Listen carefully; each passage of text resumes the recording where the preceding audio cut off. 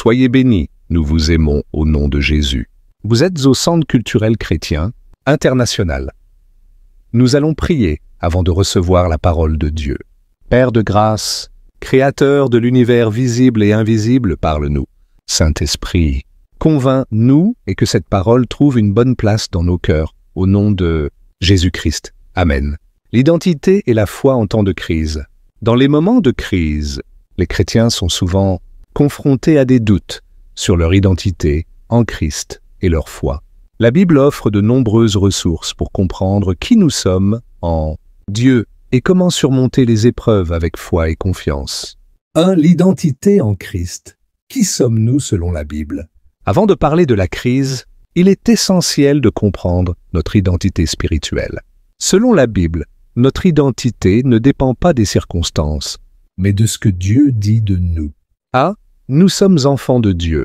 Jean 1, 12.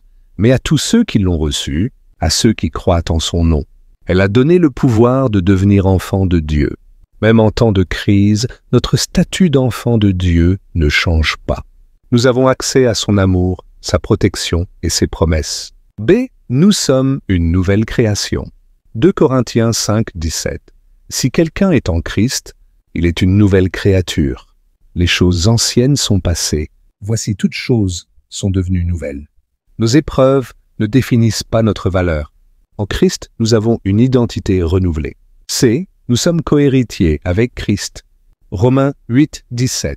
Or, si nous sommes enfants, nous sommes aussi héritiers, héritiers de Dieu et cohéritiers de Christ. Même en période de souffrance, nous avons un héritage spirituel qui ne peut être ébranlé. 2. La foi en temps de crise. Comment tenir ferme? Lorsque nous traversons des crises, maladie, persécution, échec, deuil, incertitude économique, et la Bible nous donne plusieurs clés pour garder la foi. A. Se rappeler que Dieu contrôle toutes choses. Nous savons du reste que toutes choses concourent au bien de ceux qui aiment Dieu, de ceux qui sont appelés selon son dessein. Même si nous ne comprenons pas pourquoi une crise survient, Dieu peut l'utiliser pour notre bien et notre croissance spirituelle. B. Faire confiance aux promesses de Dieu. Ésaïe 41, 10. Ne crains rien, car je suis avec toi. Ne promène pas des regards inquiets, car je suis ton Dieu. Je te fortifie, je viens à ton secours, je te soutiens de ma droite triomphante. Dieu ne nous abandonne jamais, même dans les moments les plus sombres. C. Persévérer dans la prière et la foi. Philippiens 4, 6, 7. Ne vous inquiétez de rien, mais en toute chose faites. Connaître vos besoins à Dieu par des prières et des supplications, avec des actions de grâce. La prière est notre arme pour traverser les tempêtes de la vie. D. Trouver du soutien dans la communauté chrétienne. Galates 6, 2. Portez les fardeaux les uns des autres, et vous accomplirez ainsi la loi de Christ. En temps de crise, il est important de ne pas s'isoler et de s'appuyer sur les frères et sœurs en Christ. 3. Exemple biblique de foi en temps de crise. A. Job. Rester fidèle malgré l'épreuve. Job a perdu ses biens, ses enfants et sa santé, mais il a gardé sa foi. Job 1, 21. L'Éternel a donné et l'Éternel a ôté. Que le nom de l'Éternel soit béni. Même en pleine souffrance, il a continué à croire en la souveraineté de Dieu. B. Joseph. Une identité ferme malgré l'injustice. Joseph a été vendu par ses frères, emprisonné à tort, mais il a gardé sa foi en Dieu. Vous aviez projeté de me faire du mal. Dieu l'a changé en bien. La crise ne l'a pas détruit, mais l'a préparé à un destin plus grand. C'est Paul, la foi malgré les épreuves. Paul a été emprisonné, battu, persécuté, mais il n'a jamais perdu son assurance en Christ. 2 Corinthians 4, 8, 9. Nous sommes pressés de toute manière, mais non réduits à l'extrémité. Dans la détresse, mais non dans le désespoir. Persécutés, mais non abandonnés. Abattus, mais non perdus. 4. Conclusion. Garder son identité et sa foi en temps de crise.